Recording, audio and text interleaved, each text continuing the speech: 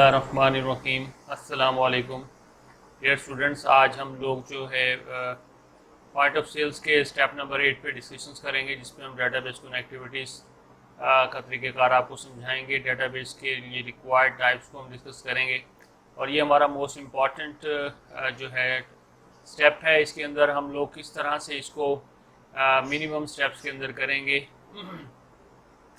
तो आपने इसे साथ साथ मेरे परफॉर्म करना है और इस लेक्चर्स को अच्छे से देखना है और इसे बार बार आपने इस वीक में रिपीट करना है। तो 7 स्टेप तक हम कंप्लीट कर चुके थे, वैलिडेशन ऑफ फॉर्म हो चुका था। तो आइए फिर हम स्टार्ट करते हैं। डियर स्टूडेंट्स, हमारे स्टेप 1 से लेके स्टेप नंबर 7 तक हम ये इम्प्लीमेंट करते हुए ये फॉर्म बना चुके हैं। इस फॉर्म्स में हमारे पास क्या है, देखिए हम एम्प्लॉइज़ की आईडी ले रहे हैं, नेम ले रहे हैं, पासवर्ड एंड लेवल्स हैं। और फिर हमने क्या कर रहे हैं, अभी हम लोगों ने वैलिडेशन तक आ चुके हैं। अगर हम इसको देखें, इसके इंटरनल कोडिंग को जाकर देखें तो वैलिडेट फॉर्म का मैंने आपको फंक्शन बनाना बताया। ये फंक्शंस क्या करता है, ये देखते हैं कि फॉर्म्स का कोई भी फील्ड जो है वो ब्लैंक ना हो। और यहाँ पर मैंडेटरी फील्ड्स को हम चेक करते हैं अमूमन। यहाँ पर तो मैंने तकरीबन तीनों को ही जो है वो मैंडेटरी बनाया हुआ है। और अगर हम इसको चेक करें तो अभी आप देखेंगे कि ये कोई भी जो है फील्ड्स को ब्लैंक नहीं रहने देता।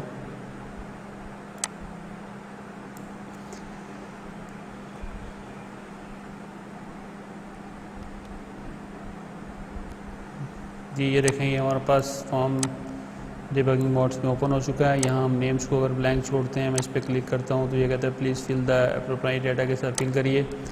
और मैं कर्सर को यहाँ ले आया, जैसे यहाँ पर अगर एडमन फिल किया, यहाँ पर अगर मैं एडमन लिखता हूँ, फिर से सेव करता हूँ। अब देखिए इस कंट्रोल पासवर्ड में ले गया कि पासवर्ड को प्रॉपरली फिल कर लिया।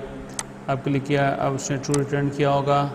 अब हम अगली जो नेक्स्ट कोडिंग है वो हम करने जा रहे हैं कि ये हमारा जो डाटा है, ये करस्पॉन्डिंग हमारे पास जो डाटाबेस में हम एक रिलेशन क्रिएट करें, उस टेबल के अंदर ये क्या हो जाके सेव हो जाए। तो मैं इसकी कोडिंग स्टार्ट करता हूँ। मैंने सेव पे क्लिक किया।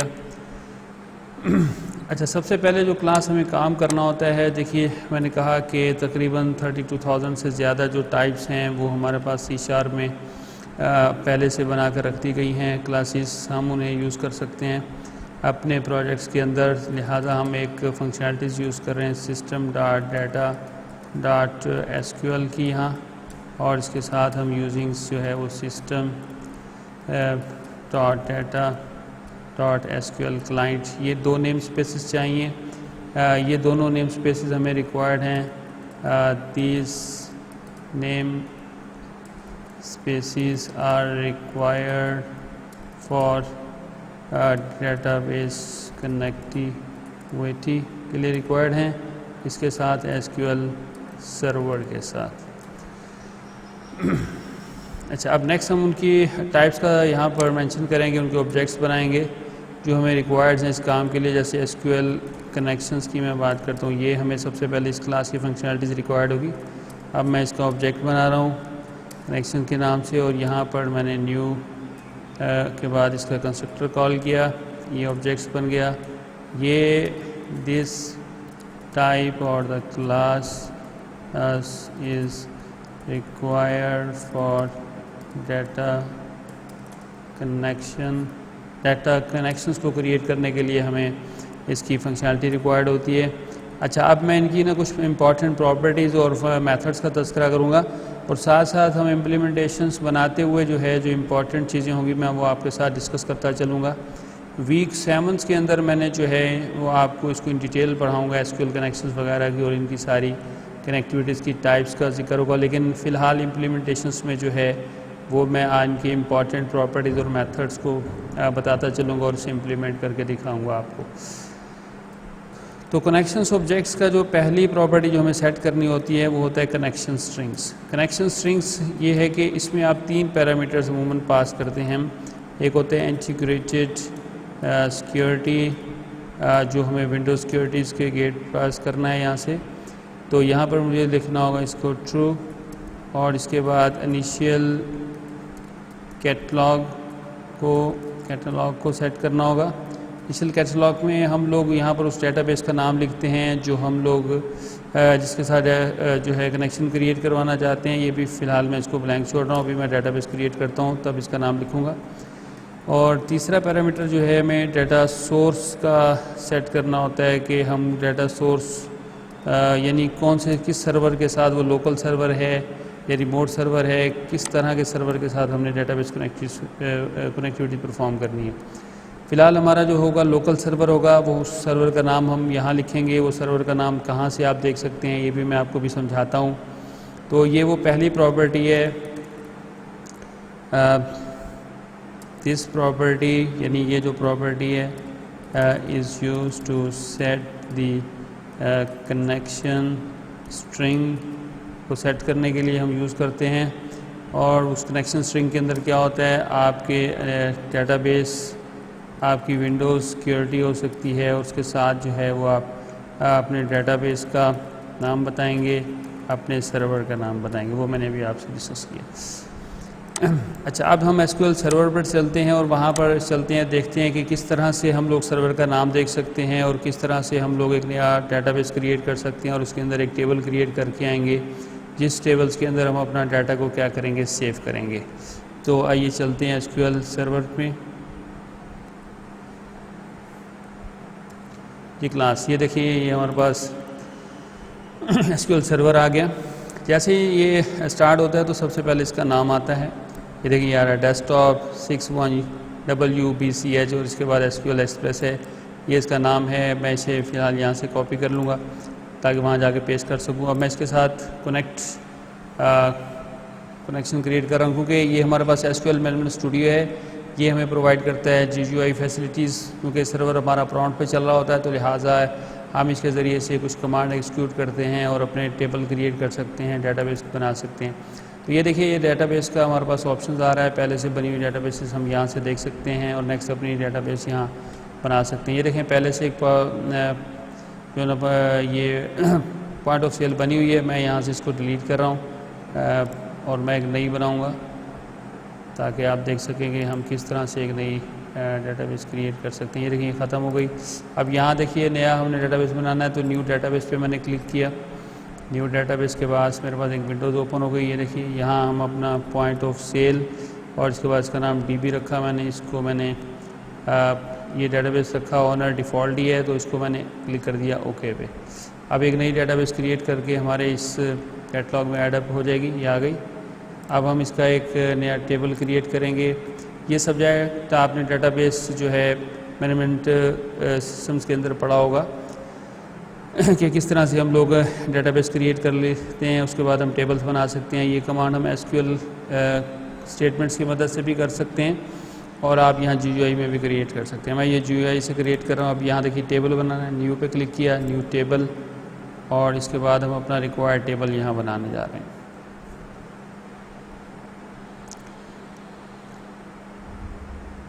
ये देखिए अब हमारा टेबल आ गया। इसका पहला एम्प्लॉय ID मैंने रखा, इसके यहाँ पर आप इसको एंट, और इसके बाद जो है यहाँ पर आप एम्प्लॉइज़ नेम आ गया, और यहाँ पर आप जो है WordChart 255 लिख रहे हैं। इसके बाद पासवर्ड है, ये भी आप वेरिएंट कैरेक्टर ही ले लेते हैं हम लोग फ़िलहाल 255 लेंथ का, और इसके बाद आप लेवल्स को डिफ़ाइन कर रहे हैं और ये भी हम लोग वेरिएंट कैरेक्टर का ही 255 की लेंथ का ले लेते हैं सपोज। इसके बाद प्राइमरी की बनानी है तो देखिए प्राइमरी की बनाने के लिए हम राइट क्लिक करते हैं, सेट प्राइमरी की कर देते हैं एम्प्लॉइज़ ID को, और जैसे हम इसे क्लोज़ करते हैं ये पूछता है आपने टेबल सेव करना है, हमने कहा यस, और इसके बाद आप उस टेबल का नाम रख देते हैं, जैसे मैंने TBL, और इसके बाद मैंने इसको एम्प्लॉइज़ का नाम दे दिया। यूँ एक टेबल क्रिएट हो चुका है जिसमें मैं अपनी इन्फॉर्मेशंस को क्या कर सकता हूँ, स्टोर कर सकता हूँ। तो यही काम हम अब करने वाले हैं कि वहाँ से जो फॉर्म बना है उस फॉर्म्स का डाटा जो वहाँ पे ID है वो एम्प्लॉइज़ IDs के अंदर आ जाए। यानी अगर हम यहाँ पर इसको GUI मोड में थोड़ा देख लेते हैं,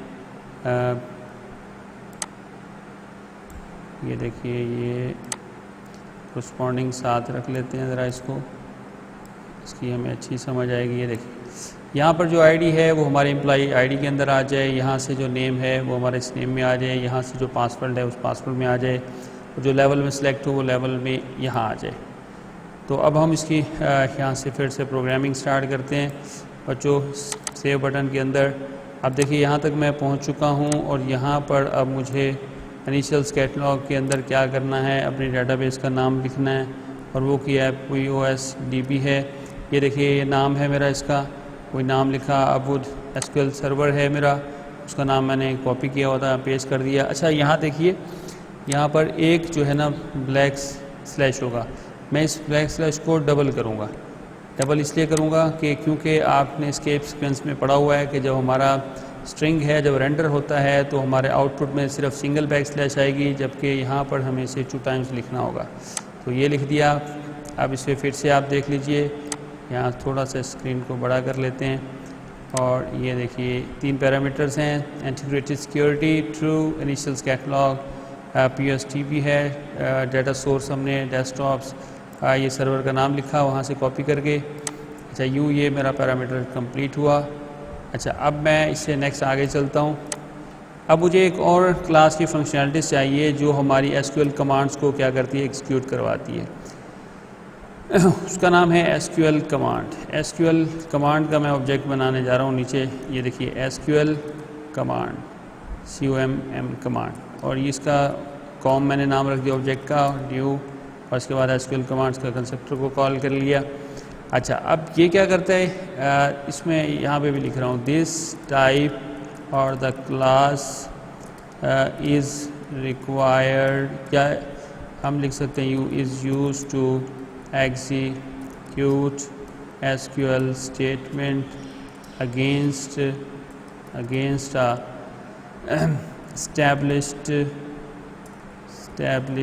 कनेक्शन। जो भी कनेक्शन हमने क्रिएट किया हुआ है उसके अगेंस्ट जो SQL स्टेटमेंट एग्जीक्यूट होगी वो हमारा SQL कमांड का ऑब्जेक्ट करवाएगा, और वो मैं कॉम के नाम से सेट किया। अब इसकी प्रॉपर्टीज़ देखिए, सबसे पहली प्रॉपर्टी जो आपने सेट करनी है वो कनेक्शन की।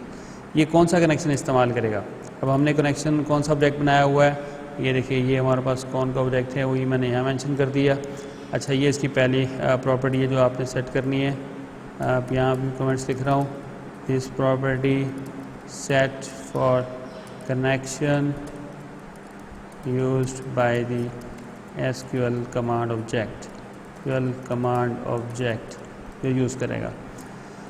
अच्छा इसके बाद जो है वो कौन सी SQL स्टेटमेंट होगी जिसे जो है हमारा कॉम का ऑब्जेक्ट एग्जीक्यूट करेगा, उसके लिए कमांड टेक्स्ट प्रॉपर्टी है, इसको हम सेट किया जाता है, और यहाँ हम लिखेंगे वही स्टेटमेंट जो आप पढ़ चुके हैं डेटाबेस के सब्जेक्ट के अंदर। इंसर्ट इनटू किस में डालना है, तो यहाँ टेबल का नाम देखिए TPL इम्प्लाइज़ है, तो लिहाजा आपने यहाँ पे लिखना है TPI इम्प्लाइज़ में इंसर्ट करना है।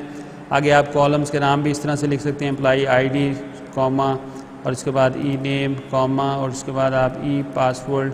अगर आप इसे ना लिखना चाहें और तमाम फील्ड्स में डाटा जा रहा होता है तो आपको याद होगा हम वैल्यूज़ का कीवर्ड इस्तेमाल करते हैं। पैरेंथेसिस दिया और उसके बाद 1 कॉमा, पहले फील्ड में क्या जाए, सपोज़ हम लोग आमिर सेव करना चाहते हैं, कॉमा, इसके बाद पासवर्ड में क्या जाए, सिंगल कोड में लिखना होगा, क्योंकि जो वार्चर यानी वेरिएंट कैरेक्टर्स डाटा होता है वो हमें सिंगल कोड्स के अंदर क्या करना होता है, इसमें डाल के SQL स्टेटमेंट में लिख के सेव करना होता है टेबल के अंदर। इसके बाद पासवर्ड जो है वो हमने ABC लिखा हुआ है सिंगल कोट्स में। इसके बाद आपने क्या करना है, लेवल बताना है, लेवल सपोज़ हमने इसका एडमन दिया हुआ है। ये फ़िलहाल जो हम क्यूरी इस्तेमाल कर रहे हैं ये हमारी कांस्टेंट क्यूरीज़ है जो मैं एग्जांपल्स या रिवाइज़ करने के लिए दे रहा हूँ। इसके बाद मैं आपको समझाता हूँ किस तरह से हम एडहॉक क्यूरीज़ बनाते हैं जो कि हमारी रन टाइम पे बनती हैं। हम उन कंट्रोल से डाटा लेके इसके साथ कंकैटिनेट करते हैं, और कंकैटिनेट करने के बाद उसे हम SQL सर्वर्स के अंदर क्या करते हैं, सेव करते हैं। तो ये प्रॉपर्टी किस लिए यूज़ हुई, this property is used for setting SQL statement that is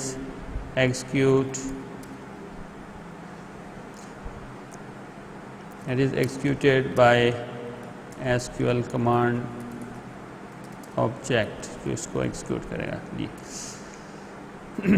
अच्छा क्लास, इसके बाद देखिए अब हमने कनेक्शन को ओपन करना है, और ओपन करने के बाद अपनी इस जो है कमांड का एग्जीक्यूट करवाना है SQL स्टेटमेंट को। तो मैं इसे एक ब्लॉक में लिखूँगा ट्राई कैच। हो सकता है कि हमारे पास उस वक्त रिसोर्सेज जो हैं इनएक्सेसिबल हों, डाटाबेस के साथ हमारा कनेक्शन क्रिएट ना हो सके, तो उसके लिए हमें एक्सेप्शन हैंडलिंग करनी होती है। तो यहाँ पर एक्सेप्शंस हैंडल कर रहा हूँ मैं, और ये देखिए मैंने एक्सेप्शंस हैंडलिंग के अंदर एक्सेप्शंस को लिया और ये ट्राई कैच ब्लॉक बन गया। अब इसके अंदर हम वो कोड करेंगे, और यहाँ पर एक मैं छोटा सा काम करूँगा कि मैं अपने आने वाले अगर एरर जनरेट होता है तो हम ex.toString बनाकर उस मैसेज को देखेंगे कि वो क्या एरर आ रहा है, और इसके बाद हम लोग क्या करेंगे, अगर कॉन्स का जो कनेक्शंस है उसे हम क्या कर देंगे, क्लोज कर देंगे। अच्छा, ये कनेक्शंस के जो एक अभी मेथड यूज़ किया है क्लोज, ये क्या है, ये the method close is used to close the established connection with SQL server। जी, अब इसके अंदर देखिए सबसे पहले मैं क्या कर रहा हूँ, सबसे पहले जो है यहाँ पर मैं उस ओन ऑब्जेक्ट का मेथड कॉल कर रहा हूँ ओपन, यानी आपका कनेक्शन इस्टेब्लिश करवाने के लिए ये क्या है जी, ओपन का मेथड है, यानी this method of SQL connection object is used to open the connection between the application and SQL server। ये हो गया। अच्छा, कनेक्शंस ओपन हो चुका है। अब हम अपनी कमांड की स्टेटमेंट्स को एग्जीक्यूट करवाएंगे। तो अब उसका भी देखिए वर्बस कमांड का ऑब्जेक्ट डॉट उसका एक फंक्शंस है execute non Curie.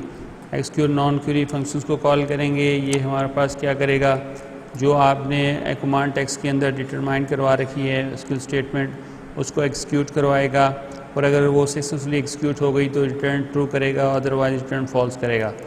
This method or the function is used to execute the SQL statement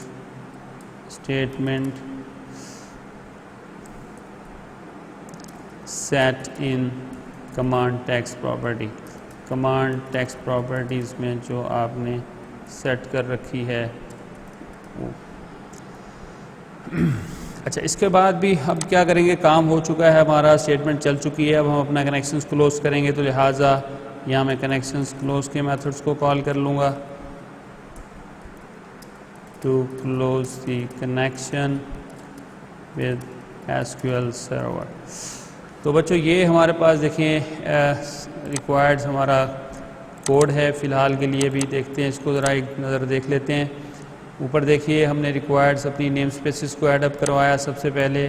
फिर से हमने क्या किया, यहाँ अगर आप देखें तो मैंने सबसे पहले यहाँ पर कनेक्शन का ऑब्जेक्ट बनाया, उसके बाद उसकी प्रॉपर्टी कनेक्शन स्ट्रिंग को सेट किया और उसको 3 पैरामीटर पास किए। इंटीग्रेटेड सिक्योरिटी ट्रू की, इनिशियल कैटलॉग में उस डाटाबेस का नाम बताया जिसके साथ कनेक्टिविटीज़ क्रिएट करवानी है, और फिर हमने सर्वर का नाम बताया जो उसमें ये डाटाबेस हमारा चल रहा है। तो यहाँ पर देखिए हमने उसका नाम लिखा डेस्कटॉप और ये उसका नाम दिया। इसके बाद हमने SQL स्टेटमेंट को चलाने के लिए हमें SQL कमांड की फंक्शनलिटी रिक्वायर्ड थी। हमने उसका ऑब्जेक्ट बनाया, उसका पहली प्रॉपर्टी कनेक्शन सेट किया कि ये कौन सा कनेक्शन यूज़ करेगी। फिर से हमने बताया कि SQL स्टेटमेंट कौन सी को एग्जीक्यूट करवाएगी, ये हमने लिखी। और इसके बाद जो है हमने ट्राई कैच ब्लॉक बनाया, कनेक्शंस को ओपन किया।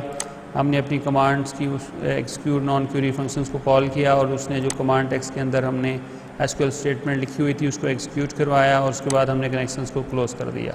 अच्छा, अब यहाँ पर मैं चाहूँगा कि हमारे पास एक मैसेज आए कि हमारा रिकॉर्ड जो है वो सेव हो चुका है कि नहीं। अब देखिए मैसेज, और यहाँ पर मैंने डॉट शो, और इसके बाद आपने यहाँ लिखा the record is save successfully. ये आ चुका है, यहाँ सेमीकोलन CMNA। अब ये देखिए ये मुझे मैसेज आ जाएगा। मैसेज पे मुझे पता चल जाएगा कि रिकॉर्ड वाकई डेटाबेस में चला गया या नहीं गया। तो आइए इसको हम एग्जीक्यूट करवाते हैं क्लास और देखते हैं इसकी आउटपुट। तो मैं इसे स्टॉप करवाऊँ, डिबगिंग मोड से बाहर लाया, दोबारा से मैंने इसको स्टार्ट कर दिया।